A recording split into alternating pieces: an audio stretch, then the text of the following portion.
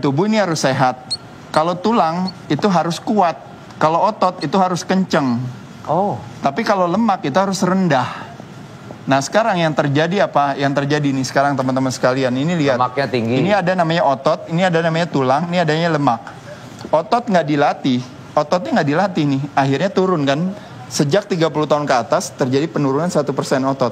Itu Tiap udah kali natural yang 1%. natural karena turun itu maksudnya gimana? jadi masa ototnya berkurang. Londoy, jadi Kayak mengecil aja. Oke. Karena kita makin tua ototnya kan mengecil. Ya. Karena nggak pernah dilatih. Kalau saya tanya misalnya sama Desta olahraganya apa? Pasti either lari, berenang, naik sepeda, sepak bola, tenis. apa tenis, semuanya adalah bukan melatih otot rangka, tapi yang dilatih adalah otot jantung.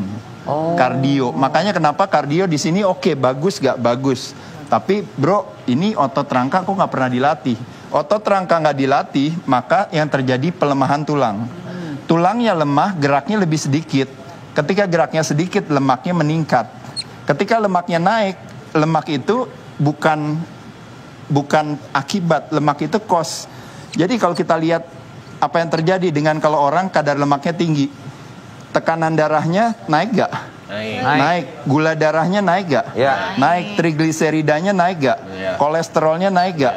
Biasanya terjadi pengentalan darah. Nah jadi teman-teman ini yang disebut yang namanya komorbiditas yang terjadi hari ini. Orang masuk rumah sakit gara-gara terjangkit COVID-19, kebanyakan semua punya ini. Tapi kalau pas kita cek kenapa ternyata kadar lemaknya tinggi. Kenapa kadar lemaknya tinggi? Karena tulangnya lemah. Kenapa tulangnya lemah? Karena nggak pernah latihan otot.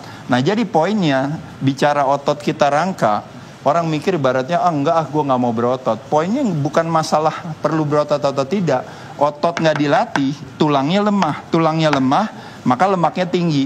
Saya sejak umur 14 tahun, dari tahun 1983-an, 84, sekarang saya udah 52. Dari dulu sampai sekarang, saya otot tiap hari saya latih. Tiap hari? Tiap hari saya latih, santai aja latihannya. Mau 5 menit, mau 10 menit, mau cuma pusap-pusap aja di wastafel, nggak ada masalah. Otot dikencangkan, tulangnya kuat. Tulangnya kuat, gerak saya normal, metabolisme saya normal, akhirnya lemak saya rendah. Lemak saya di kisaran kurang lebih 10%-an. Sekarang nih? Ya, sekarang 10%. Kalau pas lagi persiapan tanding kan 5%. Tadi baru Nah, ngecek soalnya poin saya, pertanyaannya adalah, apakah saya punya masalah dengan tekanan darah? Ya, jadi nggak ada. Punya masalah dengan gula darah? Jadi nggak ada. Punya masalah dengan berbagai hal, yang ini akhirnya harus ketergantungan sama obat. Ada masalah gak saya? Saya nggak ada. Nah, jadi poin saya adalah kenapa saya bisa terjadi penghambatan penuaan sehingga jadi bentuknya berbeda dengan orang 52 tahun yang lain. Hanya karena saya menjaga si ototnya saya kencangkan, maka tulang saya jadi tetap kuat. Maka apa yang terjadi? Lemak saya jadi rendah. Kalau lemaknya rendah berarti organnya berarti tetap sehat, cairannya berarti seimbang.